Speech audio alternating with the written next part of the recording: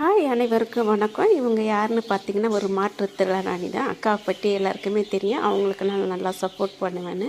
இவங்களோட லைவுக்கு போயிருக்கும்போது பார்த்தீங்கன்னா எனக்கு ரொம்ப மனசு சோர்வாக இருந்தது.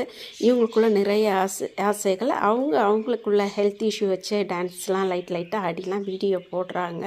அந்த மூமெண்ட்ஸ் கொடுத்து. ஆனால் அவங்களோட லைவுக்கு வர்றவங்க பார்த்தீங்கன்னா அவங்கள ரொம்ப மோசமாக ஒரு சிலர் பேசுகிறாங்க.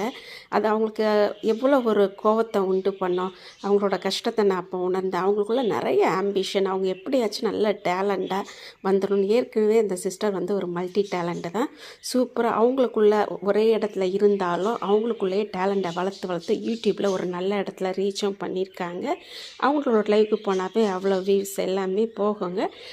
ஆனால் ஒரு சில அதாவது நல்ல குணம் இருந்தும் ஒரு சிலர் ஒரு நேரத்தில் மாறுவாங்களா, அந்த மாதிரி உள்ளவங்க வந்து அந்த சிஸ்டர் வந்து டென்ஷனாக்கி பார்க்குறாங்க. தயவு செய்து அப்படி பண்ணாதீங்க சிஸ்டர். நான் கண்டிப்பாக சொல்கிறேன், நீங்கள் வேறு லெவலில் வருவீங்க.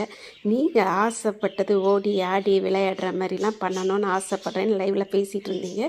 கண்டிப்பாக என்னால் முடிஞ்சது. நான் கற்பனையில் உங்களை வந்து இந்த மாதிரி அழகாக உங்களை நான் வந்து பண்ணியிருக்கேன். ஆல்ரெடியே நீங்கள் அழகாக தான், நீங்கள் ரொம்ப சிரித்த முகமாக இருப்பீங்க. ஆக்டிங்காக பேசாமல் ரொம்ப யதார்த்தமாக பேசுவாங்க. அந்த சிஸ்டர்கிட்ட எனக்கு அது ரொம்ப ரொம்ப பிடிச்சிருந்து. நான் மோஸ்ட்லி எல்லாருக்குமே என்னோடய ஒய்டி ஃபேமிலி மெம்பர்ஸ் எல்லாருக்குமே தெரியும். இந்த மாதிரி உள்ளவங்களுக்கு நான் அதிகம் வந்து போய் வாட்ச் ஹவர்ஸ் எல்லாக்காக போய் நான் சப்போர்ட் பண்ணுவேன். ஏன்னா நான் பெருமையை சொல்லலை, நான் சொல்கிறது ஒய்டி ஃபேமிலி எல்லாருக்குமே நான் சொல்கிறது. இந்த மாதிரி உள்ளவங்களுக்கு நான் கண்டிப்பாக போய் எல்லாருமே சப்போர்ட் பண்ணுங்கள். பணம் இன்றைக்கி இல்லைன்னா நாளைக்கு சம்பாதிச்சுக்கலாங்க. ஆனால் மெயின் குணம் தான்.